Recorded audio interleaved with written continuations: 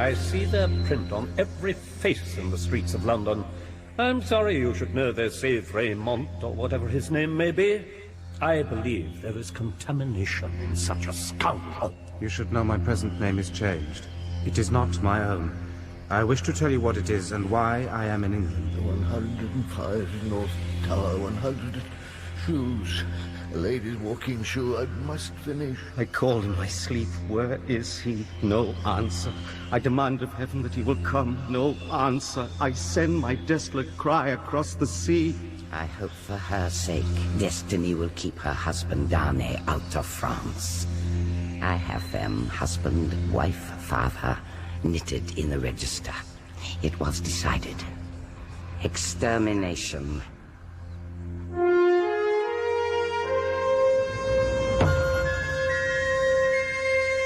A Tale of Two Cities by Charles Dickens.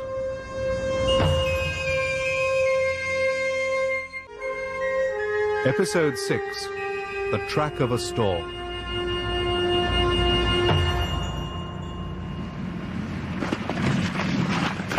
Hold still, damn you!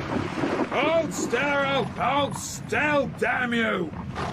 Bad roads, bad carriages, bad horses, and dangerous times. France with a king, without a king. Without glory. Name and papers! Damn you, give us your name and papers! Comers and goers stopped, questioned, cross-questioned. Papers inspected, checked, names on lists. Stop, hold them, send them back. As fancy deemed best for the dawning republic. I must reach Paris, find Gabelle. He called out for me. Where from, citizen? Calais. Before? London, England.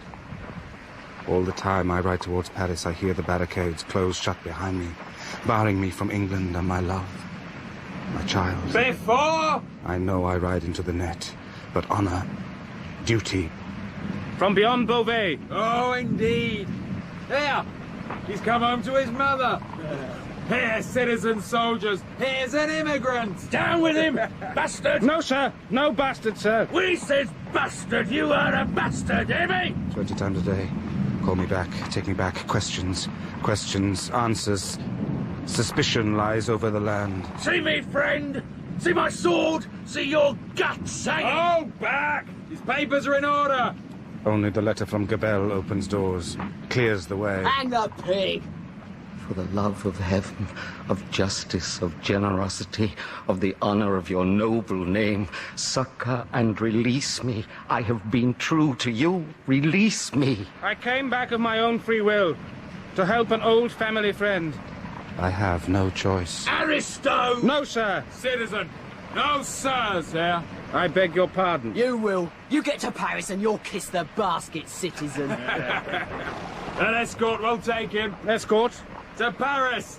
I want nothing better than to get to Paris. Oh, I hope you says the same when you get there, citizen.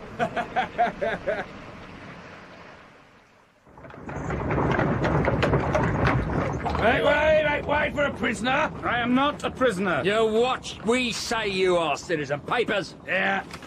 And who is he? Traitor. Emigrant, come back. Come back, you come back. I have a duty to a friend. More fool you, then. I tell you... Since the decree makes you a traitor, you are one, friend. What decree? A decree for selling the property of emigrants. When passed? The 14th. The day I left England. You can leave him here, citizen. We'll take him. Come on, you. The guardroom smells of cheap wine and tobacco. Soldiers asleep or drunk lie about the corridor and in the room itself. The light in the room is part from the overcast day and half from the waning oil lamps of the night. Registers lie open on the desk, and an officer of coarse, dark aspect presides over them. Your age, Evremond? 37. Married, Evremond? Yes. Where married? In England. Where is your wife, Evremond? In England. You are consigned to the prison La Force. Prison? Under what law? For what offence? We have new laws, Evremond, and new offences since you were here. I came here voluntarily. I came in response to that appeal you have before you, from a fellow countryman. I demand no more than an opportunity... Evremond, demand. I have a right to go to the help of a fellow countryman. Right. Emigrants have no rights, Evermond. Citizen Defarge, take this warrant and the prisoner. In secret. You understand me? No one noticed us. We walked through the streets. Even the children didn't turn to see us go by. A man spat. A woman turned her head away. It was as if there was nothing remarkable in a man in good clothes going to prison between an escort. Is he one of us? No! We heard a man haranguing a small mob of men and women. Is Madame Capet one of us? No! Does Madame Capet suffer? No! Are they ever hungry? Do their children cry in the night from empty bellies? Only now, when they are dragged from their coats, dragged from their thrones, dragged from their palaces, do they know hunger, fear the Cold War. I say they pay the price for every child of ours who died, for every friend of ours who was killed, for every man and woman imprisoned by them, walled up. Kings and queens are awful! Away! Come on! In the name of that sharp woman, La Guillotine, why? Why did you come back to France? Do you not believe the truth? A man called for help. Bad luck to you, then. You should have stayed away. Will you give me a little help? None. In this prison I am going to, will I have some communication with the outside? You will see. I am not going to be buried there, prejudged. No means of presenting my case. You will see. But what then? Other people have been buried that way in worse prisons before now. But never by me, Citizen Defarge. It is important, very important to me that a Mr. Lorry of Tellson's Bank, an English gentleman now in Paris, should know where I am.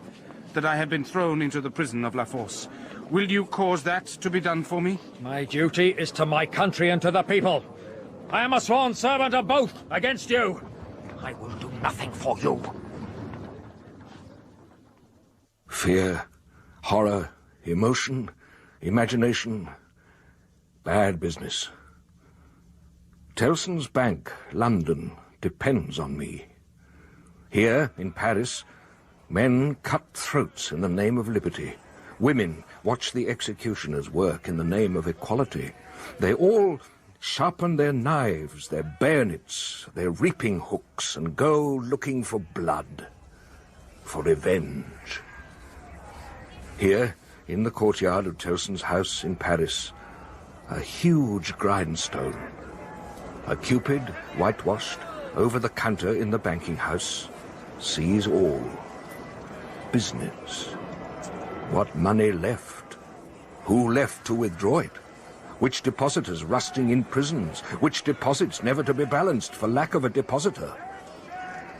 Save in the next world. I sit in my rooms in the bank and look out across the courtyard where two flambeaux light that huge grindstone.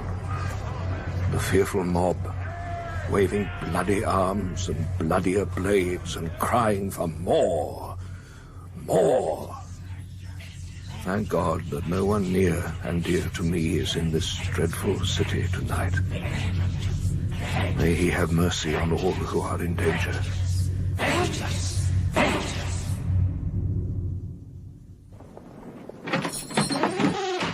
Sign for him. Here, take the paper for what it's worth, citizen. You, what's your name? Everymond. Yes? With me. Already full to bursting. Come on, then. Don't stand there.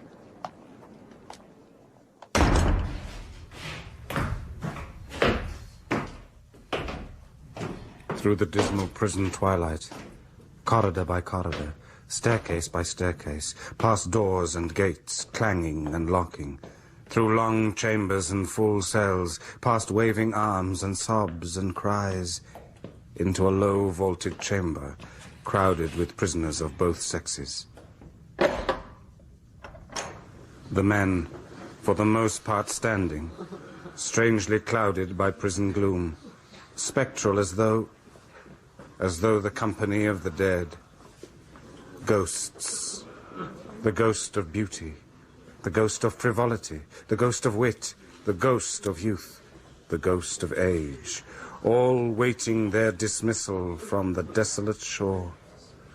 all watching with eyes changed by the death they had died in coming here. Sir, in the name of the assembled companions in misfortune, I have the honor of giving you welcome to La Force and of condoling with you on the calamity that has brought you among us. It would be an impertinence elsewhere, but it is not so here. May I ask your name and condition? Evremond. A prisoner, it seems. I hope you are not in secret.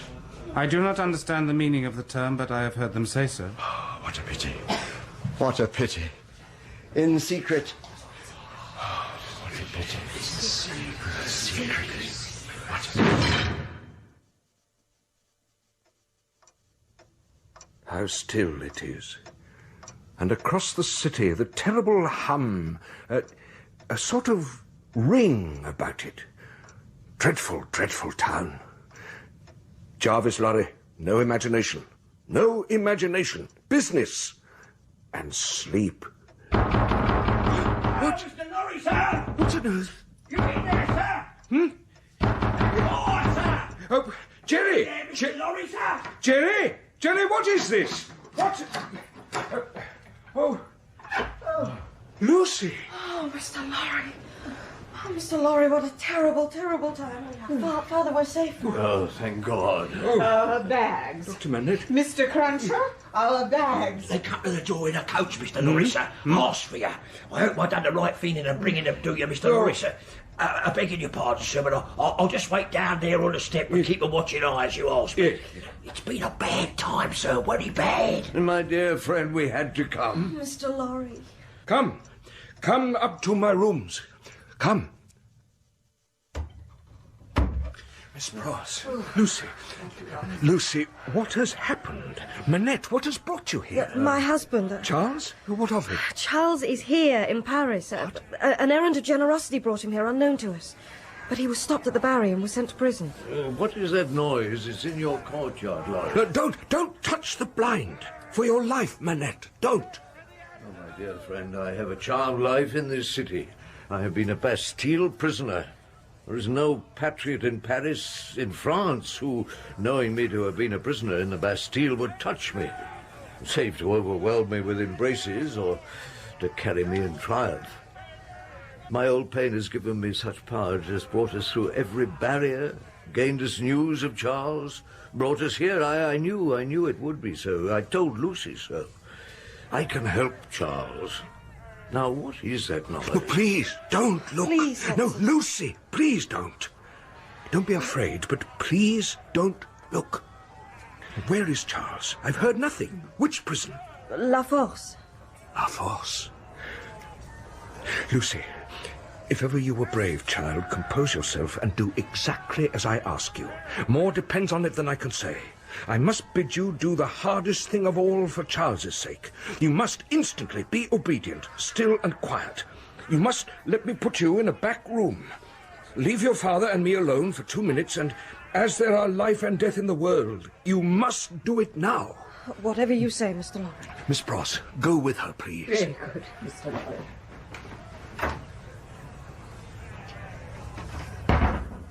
Now can I look? We'll turn out the lamp first, that they don't see us watching. My God. In the courtyard, 40, 50 people, no more. Such awful workers and such awful work. The grindstone has a double handle, 2 men turning it madly. Faces turned up by the grinding, savage, cruel, hideous with blood and sweat, wild and staring with beastly excitement and lack of sleep. Matted locks flung forward over their eyes and back over their necks. Women hold wine to their mouths that they might drink, but what with dropping blood and dropping wine, and what with the stream of sparks struck out of the stone, all their wicked atmosphere seemed gore and fire. Shouldering one another to get closer to the sharpening stone, men stripped to the waist with blood all over their limbs and bodies, men in stained rags, men devilishly set off with bits of women's lace and silk and ribbons, with the stain dyeing those trifles. Hatchets, knives, bayonets, swords red with blood. Their eyes red. Eyes which any unbrutalized beholder would have given 20 years of life to petrify with a well-directed gun.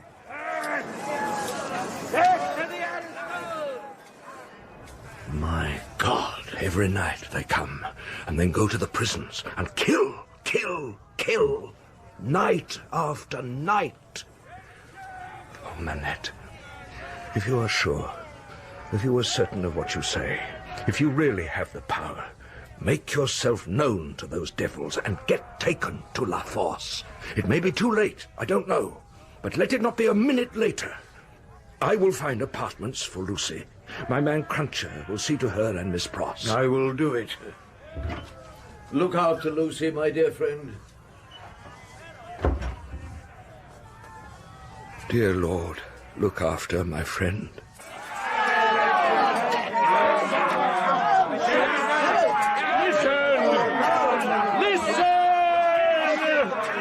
Listen to prisoner 105 of the North Tower of the Bastille. Listen to me, listen!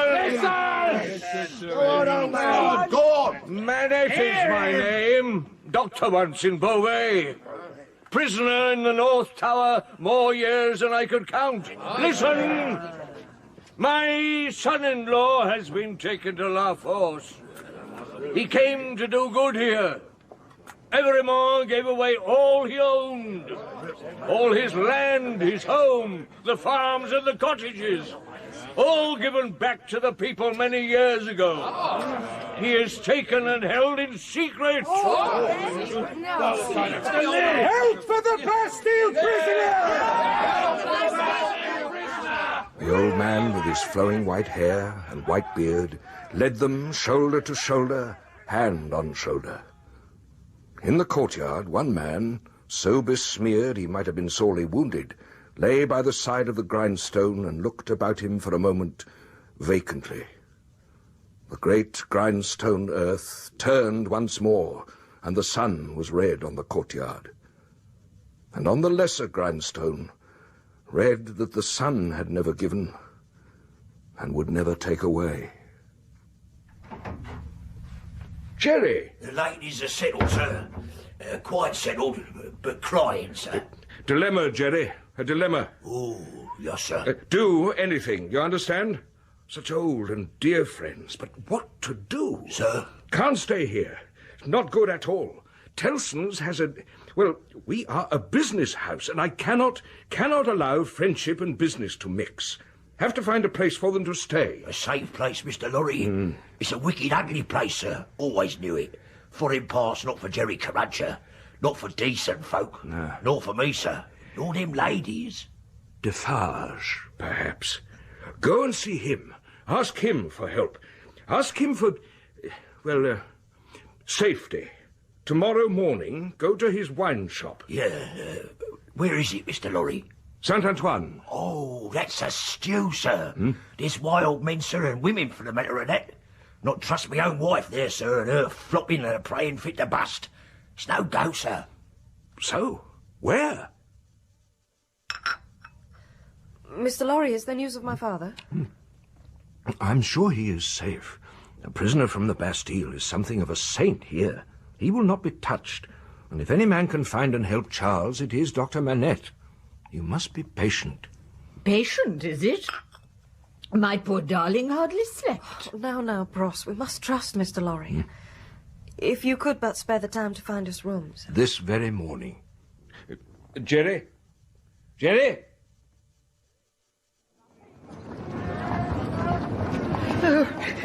I'm sure I don't know what will become of us, Mr. Crunch. They're savages for certain, but nothing will come to you while they know you're the old man's family. Well, I told my little darling we should have stayed. Should have stayed in London. Quiet. No good comes of mixing with foreign folk. No one understands plain English, no one. How's a body to shop or keep body and soul together? You'll find a way. You got a place, you got Mr. Lorry looking at you. You got me standing in the door to turn away undesirables. Now, Miss Pross, dinner. There's a market down this street will suit. Food and drink and you got money.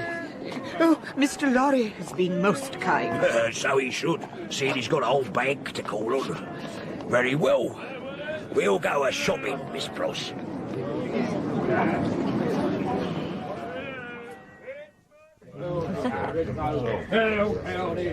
More wine. More wine, citizeness. Hold your noise, citizen, and let us have some peace. More wine, I say. And I say, hold your noise, or maybe you'd like to face a tribunal. How? Why? I've done my duty. You, citizen, make a lot of noise and do little. You shout from the back, and we do the work, citizen.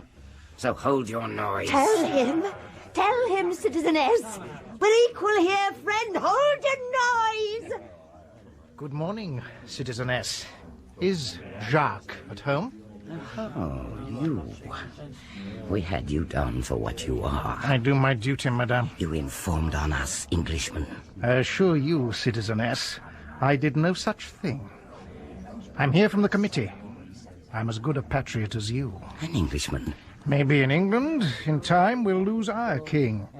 You set an example. We'll set examples that'll shake them in their shoes, friend.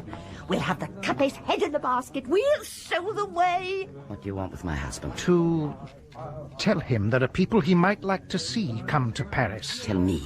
The wife and child of Evremond. Looking for him. An old man came to the committee last night. 105 North Tower, he said. He, too, wanted to find Evremond to release him from La Fosse. His wife? Yes. And child? Yes.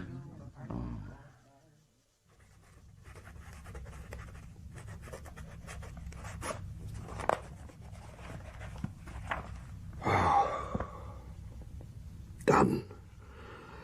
Another day done. Dear God, I'm so tired. I must go and smile at Lucie. Kiss the child, tell stories, fill their time. I am so tired. Yes? Lorry? Jarvis Lorry? The bank is shut, sir, for the day. Do I look as if I have money to put in banks, Mr. Lorry? Then what? Do you know me? Do you know me? I have seen you somewhere. If you'd step into the light. Perhaps at my wine shop. You're... Monsieur Defarge. Oh, I remember. You come from Dr. Manette? Citizen Defarge. Yes, I come from Dr. Manette. Well, what does he say? Where is he? What does he send me? This. Charles is safe. I cannot safely leave this place yet. I have obtained the favour that the bearer has a short note from Charles to his wife. Let the bearer see his wife. It's from La Fosse. Less than an hour since. Well? Come.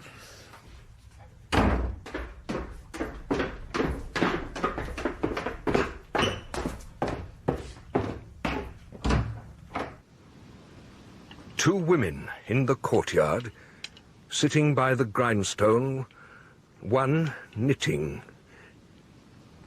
Madame Defarge, surely.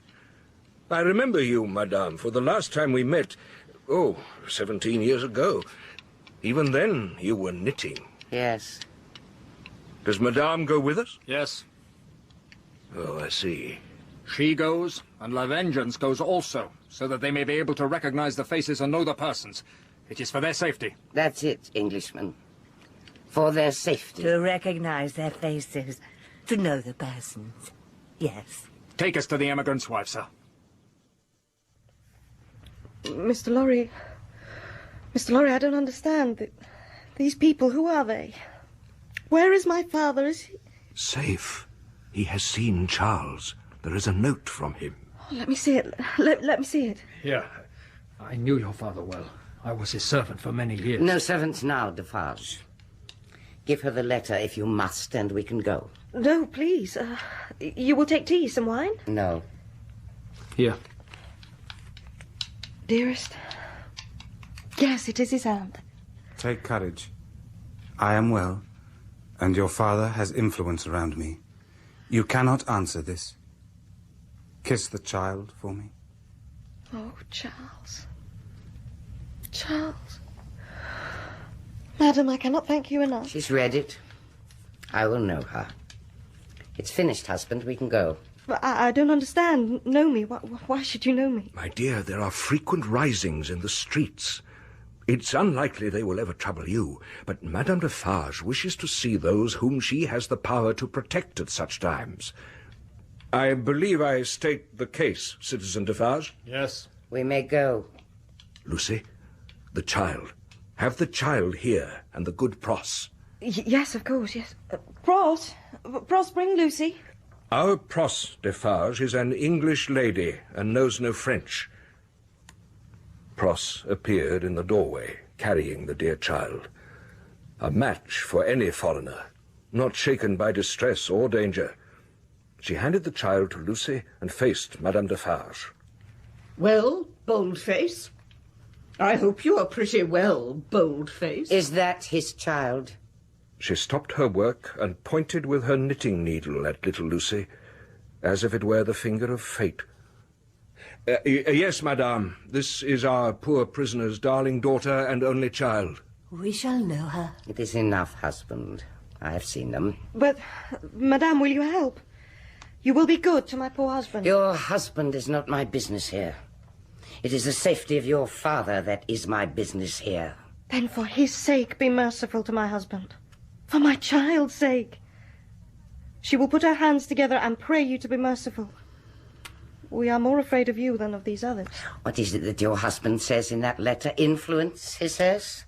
Something touching influence? That my father has much influence around him. Then let it release your husband. Defarge, we may go. Please! As a wife and mother, I implore you, have pity on me. Think of me as a wife and mother. The wives and mothers we have been used to see since we were little as this child, and much less, have not been greatly considered.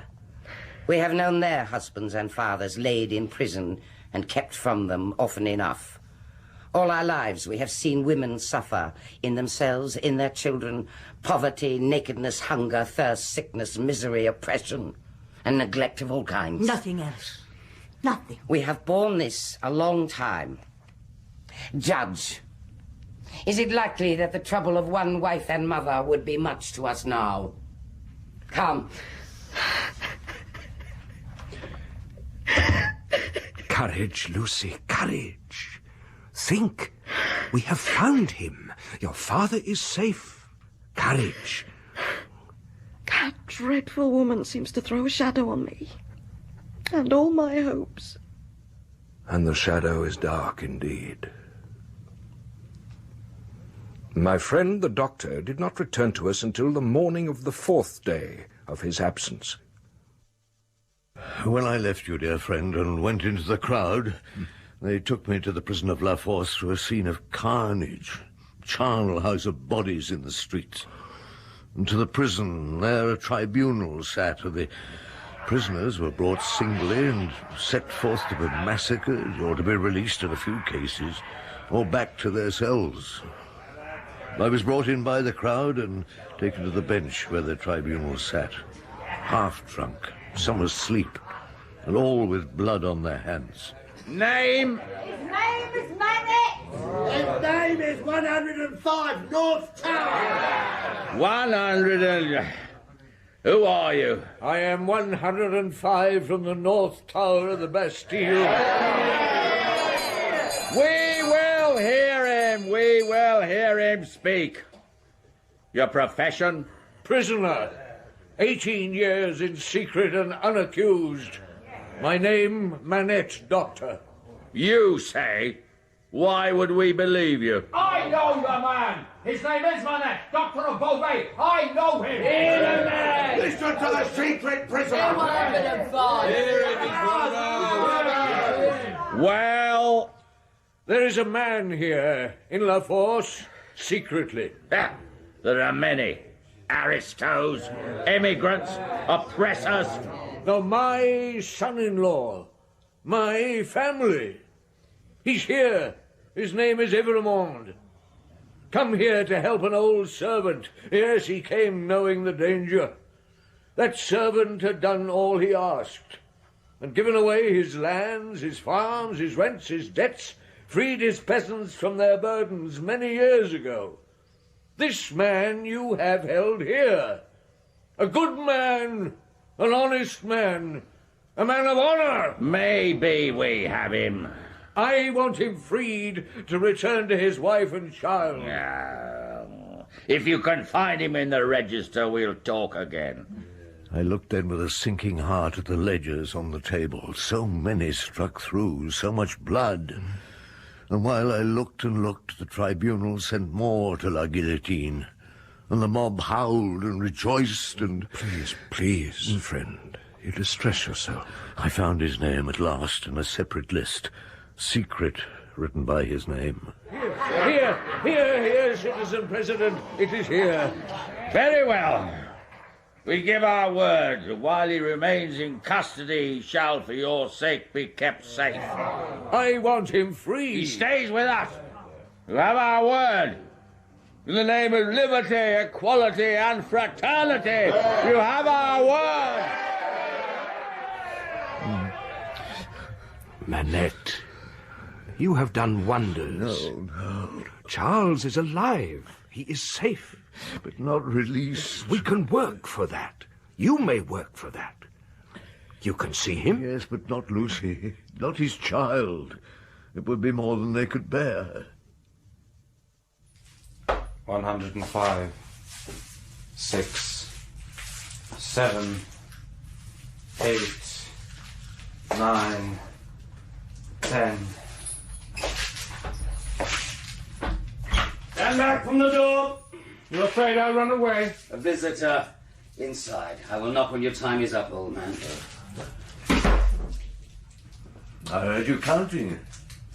I was walking. I imagined a walk we used to take in London. Lucie and... Father, how is she? Knowing I see you, she's happier. Please sit down. I imagined our little house in Soho. As I walked, I saw the streets and the trees and heard... I know. I have done it, my boy, for a long time I did it. Is Lucie well? She's as well as we can expect. She will be well when you're out of here. I'm afraid that may be a long time. We heard they killed the king. Yes, and his wife. In the name of liberty, they say, of equality, fraternity, death. I am put from time to time amongst the other prisoners. I see them waiting, hoping, and then the hope dying. Then their day, and their number, and the next morning there is more space at the table, more room by the window. You have a letter from my wife? I am not allowed to bring one. I have messages of love.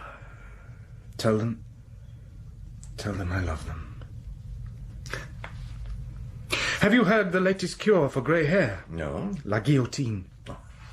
Also excellent for headaches, they say. They say whoever kisses la guillotine sneezes into a sack. They say. Oh, hush, hush. I brought you food and a bottle of wine. They let you?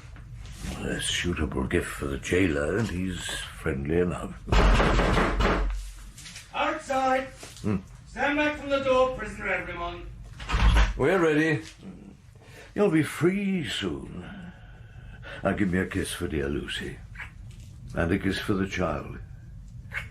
Farewell.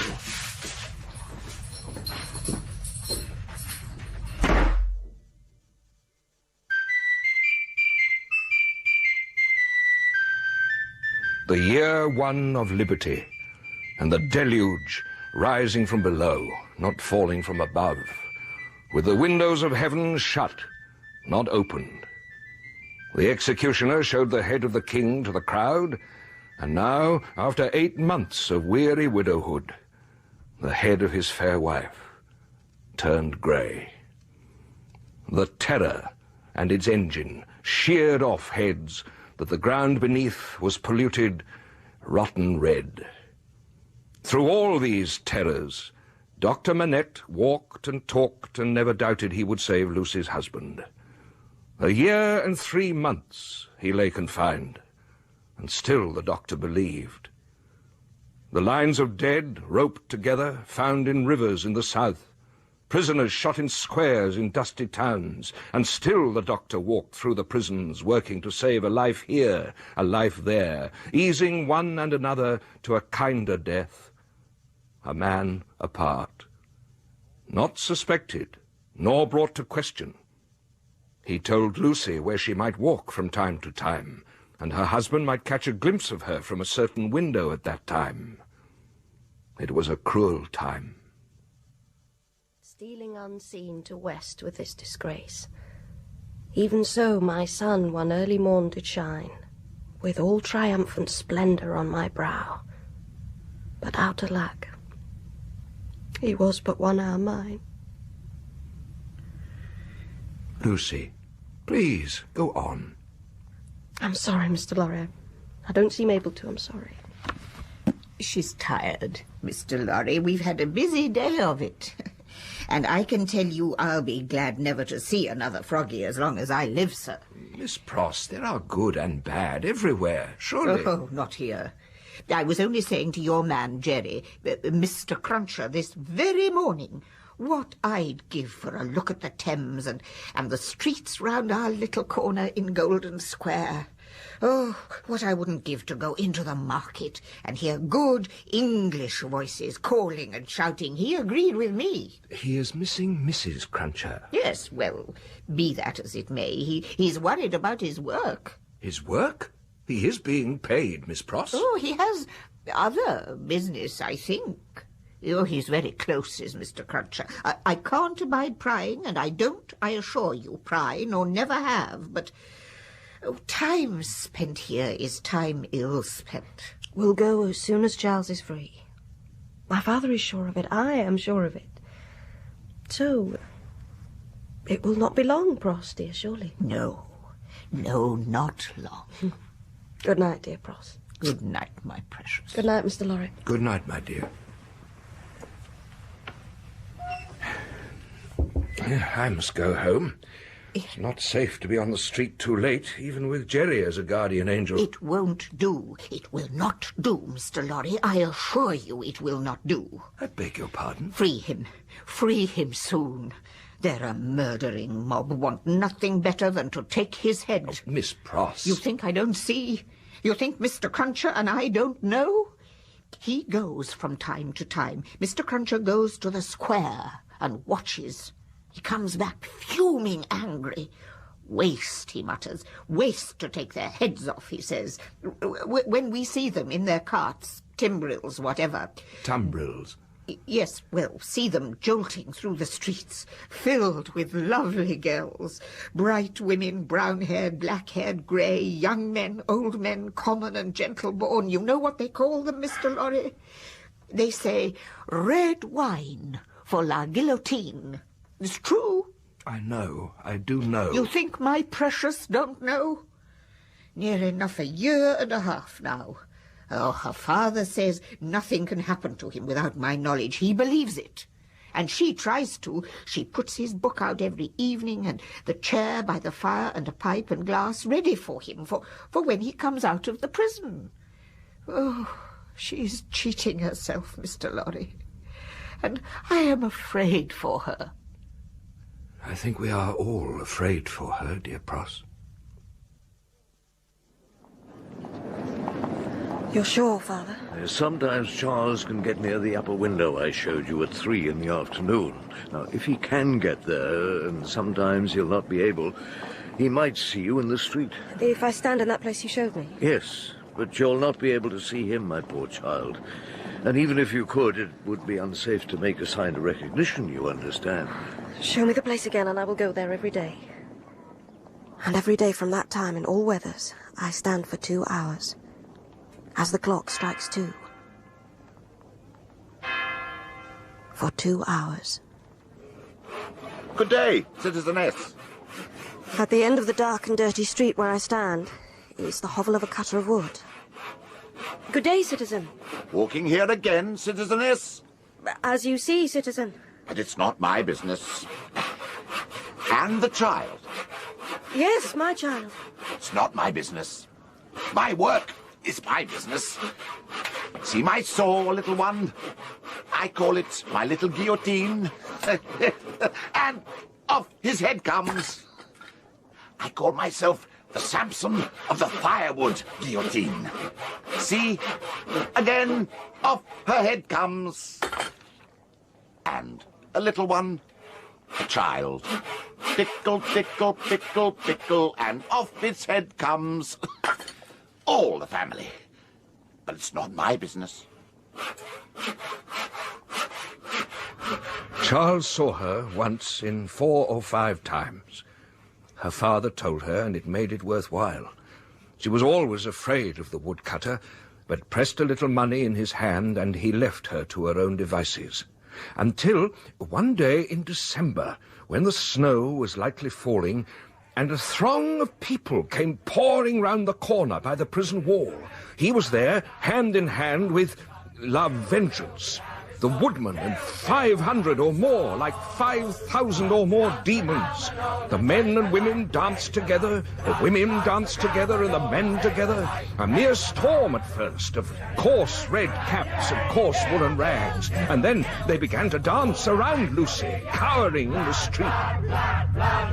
Kill, kill the Ariston! Kill, kill Ariston!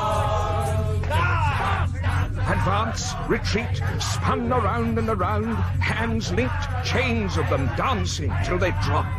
And then again, dancing, they struck and clawed, clutched and tore, and as suddenly swooped, screaming off. Oh, Lucie, my child. Oh, Father, what have I seen? Such a cruel bastard. I know, my dear. I've seen it many times, and don't be frightened. Not one of them would harm you. I'm not frightened for myself, Father. But when I think of Charles, and of the mercies of these people... Now look towards the window. There's no one to see you. Now, kiss your hand towards it. He will see you. Oh, if only I could see him. Good afternoon, citizeness. Good afternoon, Madame Defarge. I was walking with my father. Yes. To be sure, walking with your father. Good day, citizeness. Lucie. Oh, she's so... Oh, I'm afraid of her, Father. There's no need. The time has come. Father? Tomorrow. What tomorrow? The tribunal. He's summoned for tomorrow. I've heard it from... well, no matter where from. Now, we need to go home. I need to prepare to be sure. You're not afraid. I trust you. Will you take more wine, Mr. Carden? Thank you, no, Mr. Lorry. I cannot tell you what a surprise it has been to see you here. To be honest, Mr. Lorry, I miss my Sunday evenings. How do they do in this dreadful place? Oh, the doctor does all he can to keep her spirits high. He sees Charles daily in the prison. He works to bring his trial forward. It seems Charles Darnay's life revolves around trials, Mr. Lorry. At least in England he had a judge and jury and defence. Here, well, it is an affront to justice. The tribunals send men, women, and children to their deaths as easily as you take snuff. I have observed them already. Why did you come to Paris? I told you, sir, I was bored in London. Dull, no Sunday evenings with old friends. No sight of the little child. I am fond, as you know very well, Mr. Lorry. Yes. Yes, I know, Mr. Carden. She is not to know I am here, if you please. As you wish. Thank you. So, tomorrow, the tribunal. Shall you be there? Oh, I shall be there.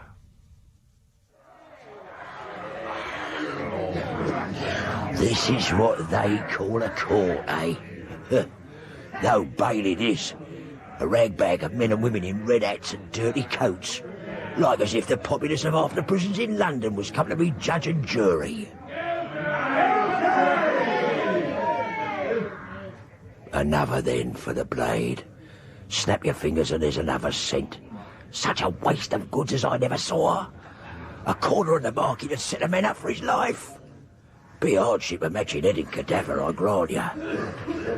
I swear, they've sent so many down they hardly ever look up.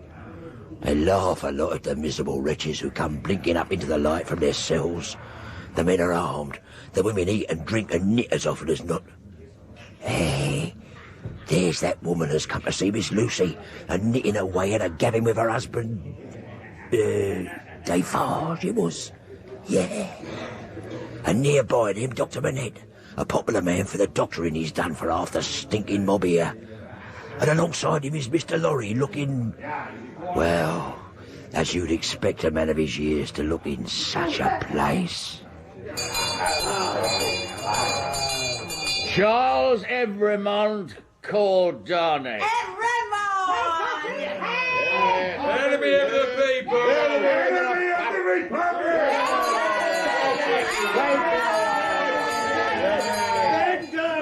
You are Charles Evremond. I am. You are accused of being an emigrant. Your life is forfeit under the decree that banished all emigrants on pain of death. That decree was made... No matter to us when the date was put to the decree. You stand there. The decree lies on this table. Your head shall drop into the basket. You have lived many years in England? Yes. I gave up voluntarily a title that was distasteful to me, a position that was distasteful to me, and left before the present use of the word emigrant was in use. I went to live by my own industry in England, rather than on the industry of the overladen people of France. Proof? 2 witnesses, Théophile Gabelle and Alexander Manette. You are married in England? True, but not to an Englishwoman. To a citizeness of France. By birth? Yes. Her name and family? Lucie Manette, only daughter of Dr. Manette, the good physician who sits here in this tribunal. They like the old man for his kindness, and plenty here have good reason. They're a turning to our man now. He might even miss the blade like he slipped the rope. Why did you return to France? I was asked to. Begged to. By my first witness. You have his letter before you. Théophile Gabelle needed my help to get out of prison. I came to save him, sir, and to bear my testimony to his innocence. To the truth. Is that criminal in the eyes of the Republic? Gabelle is here. Here? Yes, he is there. And he tells the tribunal what he wants to hear, if the stinking dogs on the benches are anything to go by. And then the doctor stands before him and, well, no doubt he says things that soothe even the savages around me. Charles Darnay was my first friend after coming out of the prison of the Bastille. The accused has remained in England and devoted himself to me, and later to my daughter. No friend of the aristocrat government there, he was tried for his life by it. Tried as a foe of England and friend of the United States, who have been so warm in their friendship to the Republic. This man is a gentleman who gave up land and rents and released men and women of debts they could never pay. A man, in short, of the people! This trial in England? I have another witness to it, sir, Monsieur Lorry, an English gentleman here present with me. He can corroborate what I have told you.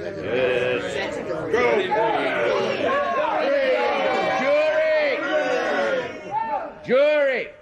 You have to decide. Not guilty. Not guilty. Look at them all. One minute they want to shed blood, the next they're shedding tears of joy. He's buried there under fraternal embraces from men and women who gladly lopped his head off 5 minutes ago. I believe the next to stand in his place will have a short time of it on this earth. He'll make up for one freed on the next poor devil. Lift a finger in the prison. Sign for death. Long live the Republic.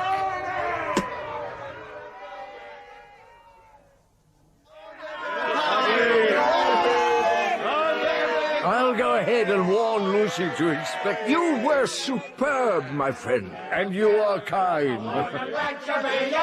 Blood, blood, blood, blood, blood. Kill, kill the aristos. Kill, kill the aristos. Dance, dance the Carmagnole. Lucie, my own. I have prayed, dearest Charles, how I have prayed for... I am safe. Let me thank God on my knees for it. And we all bowed our heads and hearts for a moment, and then she was in his arms again.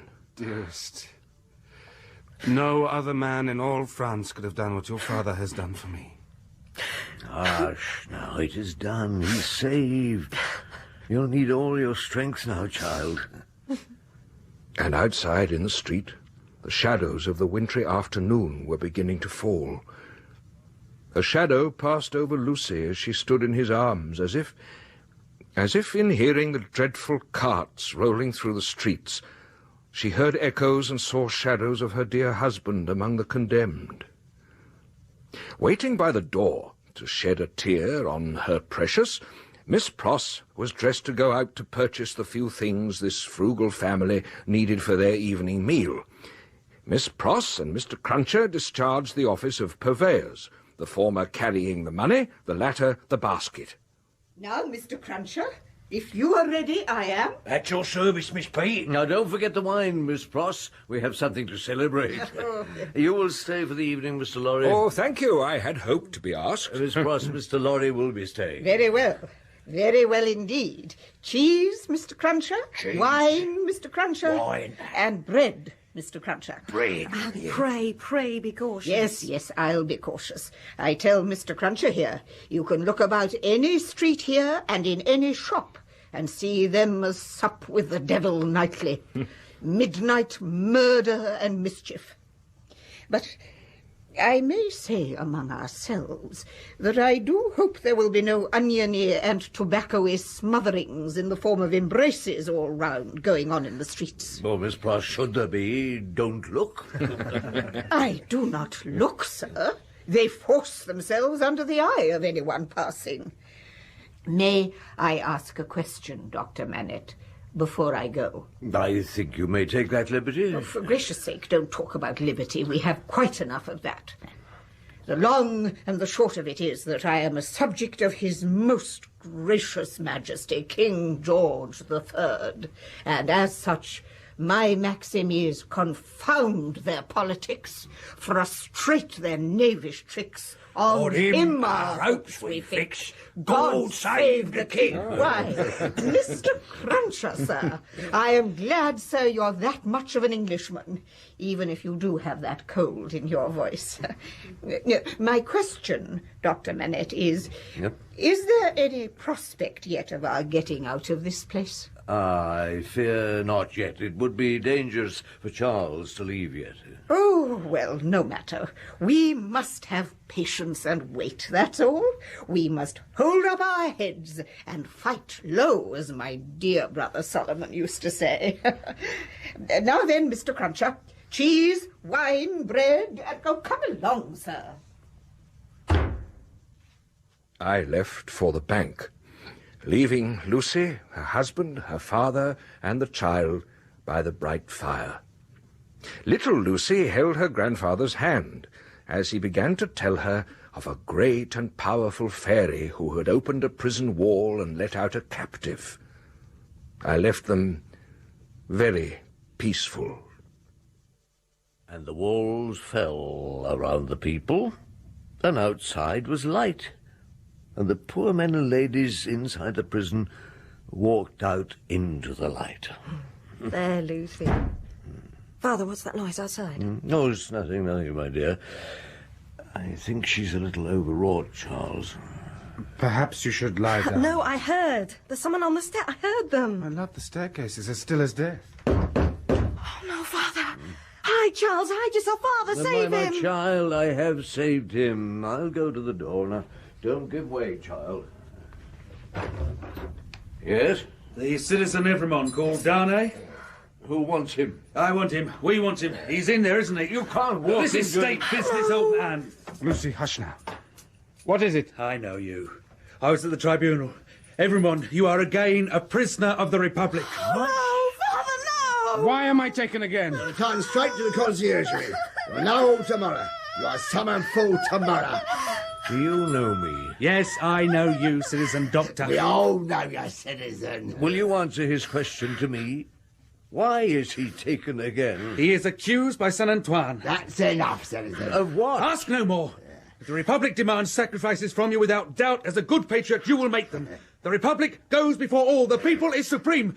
Every man, we are pressed. But who denounced him? Tell me. It is against the rule. It's against the rule. But he is denounced, and gravely. Who by? By the citizen and citizeness Defarge. Huh? And by one other. What other? Do you ask, Citizen Doctor? Yes, who? You will be answered tomorrow. Now you, come with us. Hail the night, hail the night.